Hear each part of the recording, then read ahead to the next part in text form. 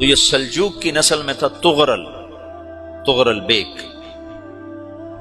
446 میں آ کر شیعوں کی حکومت کو ختم کیا تغرل بیگ سلجوقی نے۔ سلجوق مسلمان ہوئے تھے محمود غزنوی کے دور میں، سلجوق ان کے بڑے کا نام تھا۔ تو ایک دفعہ محمود غزنوی نے سلجوق سے پوچھا اگر مجھے تیری مدد کی ضرورت ہو تو کتنے آدمی پیش کر سکتے ہو؟ تو اس نے ایک تیر دیا، کہا یہ ایک تیر ہے میرا، کسی کو یہ تیر بھیج کر میرے علاقے میں بھیج دو تو چند گھنٹوں میں 1,00,000 تلواریں تیرا پہرا دینے کے لیے تیار ہوں، میرے پاس اتنی طاقت ہے۔ تو یہ سلجوق کی نسل میں تھا تغرل بیگ۔ اللہ تعالیٰ نے جب عرب زوال کا شکار ہو گئے اور ضعف کا شکار ہو گئے، جیسے بڑھاپے کا کوئی علاج نہیں، جب قوموں پہ زوال آتا ہے تو اس کا بھی کوئی علاج نہیں، پھر اور قوم کو جگہ ملتی ہے۔ جیسے بڑھاپا ایک فرد پہ آتا ہے، ایسے بڑھاپا قوم پہ آتا ہے۔ قوم کا بڑھاپا جوانی میں نہیں لوٹ سکتا، جیسے فرد کا بڑھاپا جوانی کی طرف نہیں لوٹ سکتا، قوم کا بڑھاپا جوانی کی طرف نہیں لوٹ سکتا، کوئی علاج نہیں، نئی نسل کا آنا ہی علاج ہے۔ تو عرب دھل چکے تھے، 600 سال بہت ہوتے ہیں حکومت کو، اپنی صفات گم کر چکے تھے، اب نئے خون کی ضرورت تھی۔ تغرل بیگ پہلا شخص تھا جس نے آ کر اہل سنت والجماعت کو استحکام بخشا، شیعوں کی حکومت کو ختم کیا، بغداد سے، شام سے، ان سارے علاقوں سے۔ صلاح الدین ایوبی نے اسماعیلی شیعہ کی حکومت کو ختم کیا، مصر۔ العاضد ان کا آخری خلیفہ تھا صلاح الدین ایوبی، نور الدین زنگی رحمۃ اللہ علیہ کا پروردہ تھا، اس کا دوست تھا، اس کے دوست بھی تھا، بچہ بھی تھا اس کے سامنے، زیادہ لکھنے پڑھنے کا شوق تھا۔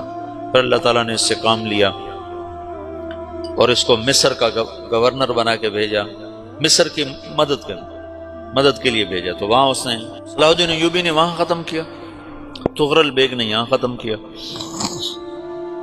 تو پھر سلجوق جو تھے نا یہ اقتدار میں آئے، ادھر ختم ہو گئی سلطنت بنو عباس کی، مصر ایک چھوٹی سی ترکوں کی سلطنت۔ تو اللہ تعالیٰ پھر مرکزیت کے لیے ایک نظام چلایا، 2 لشکر آپس میں لڑ رہے ہیں ایک میدان میں، ایک جنگلی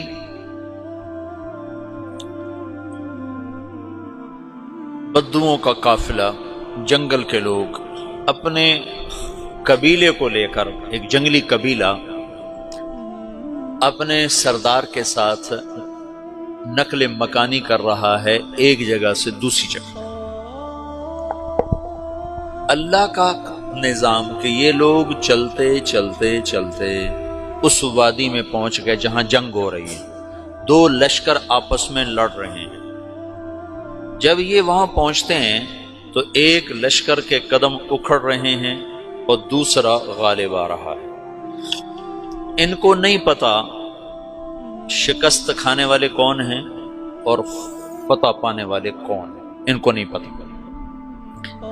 اس جنگلی قبیلے کے سردار کا نام بھی تغرل ہے، تغرل۔ تو یہ سردار کہتا ہے جو شکست کھا رہے ہیں ان کی مدد کرو، کچھ پتہ نہیں کون ہے، کہتا جو شکست کھا رہے ہیں ان کی مدد کرو۔ تو 400 وحشی جنگلیوں نے فاتح لشکر کے پیچھے حملہ کر دیا۔ وہ تو ایک کافی ہوتا تھا، 400 دوڑ جب تلواریں پڑیں تو چند لمحوں میں نقشہ بدل گیا، بھاگنے والے جم گئے اور جمنے والے بھاگ پڑے۔ جب جنگ ختم ہوئی تو شکست خوردہ لشکر کے بادشاہ نے ان کو بلایا، اسے پوچھتا ہے مجھے جانتے ہو میں کون ہوں؟ کہا نہیں۔ کہا تو تم نے میری مدد کیوں کی؟ کہا انسانی ہمدردی کی وجہ سے، تمہیں شکست ہو رہی تھی اس لیے تمہاری مدد کی۔ اور اس نے اپنا تعارف کرایا، میں ہوں سلیمان سلجوقی، ترکی کا بادشاہ، مسلمانوں کا لشکر تھا اور تاتاریوں سے شکست کھا رہا تھا۔ تاتاری فتح پا رہے تھے، مسلمان شکست کھا رہے تھے، تو وہ اللہ کی غیبی مدد بن کر آئے۔ تو وہ اس سے کہتا ہے میرے ساتھ رہنا پسند کرو گے؟ تم نے میرے اوپر احسان کیا ہے، میں اس کا بدلہ دینا چاہتا ہوں، میرے ساتھ رہنا پسند کرو گے؟ کہنے کا کر لوں گا۔ تو اس نے اس کو لے کر ترکی آیا، اور استنبول اس وقت روم کی حکومت میں تھا، اسے فتح کیا اس تغرل کے آگے چوتھے پانچویں پڑپوتے محمد فاتح نے۔ تو یہ استنبول ہے، یہ ترکی ہے، بیچ میں ایک چھوٹا سمندر ہے، یہاں ایک جاگیر ہے۔ تو سلطان سلیمان کہتا ہے یہ جاگیر تجھے وقف ہے، ادھر سے رومی مجھے تنگ کرتے ہیں حملے کر کر کے، تو میرا دفاع کرتے رہنا، یہ جاگیر تیری۔ اس جاگیر پہ اس نے اپنے قافلے کو آباد کر دیا، اپنے قبیلے کو، اور ایک چھوٹی سی حکومت بنا لی، جو ایک صوبہ سمجھو سلمان سلجوقی کا، وہ ایک چھوٹا سا صوبہ ہے۔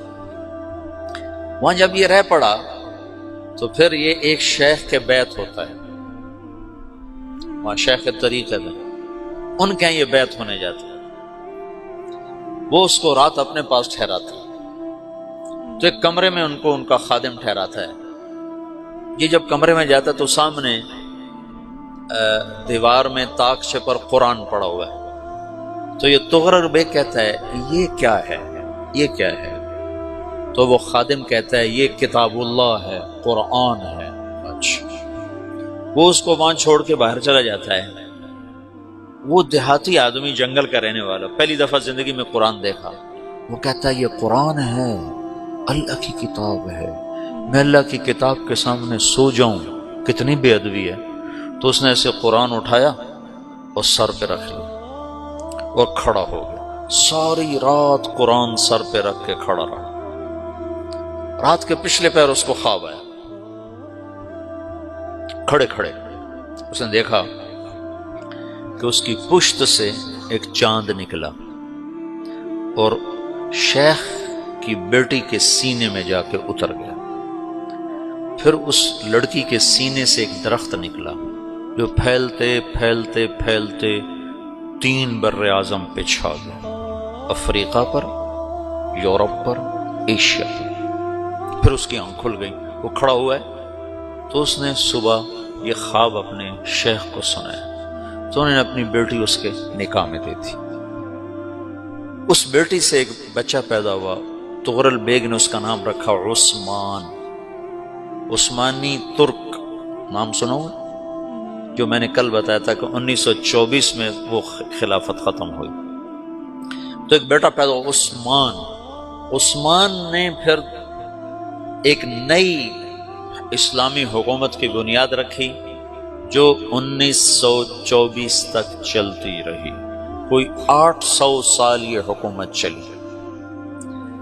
تو حکومت کا شرازہ بکھرا، لیکن پھر جڑ جاتا تھا، اور وہ قرن اول والا جوڑ کبھی نہ پیدا ہوا، ٹکڑے بن گئے۔ ان ٹکڑوں میں اللہ لوگ پیدا کرتا رہا جو دعوت دیتے رہے، دعوت زندہ رہی۔ جو تربیت کا نظام تصوف کے ساتھ تھا، اب وہ تبلیغ کے ساتھ۔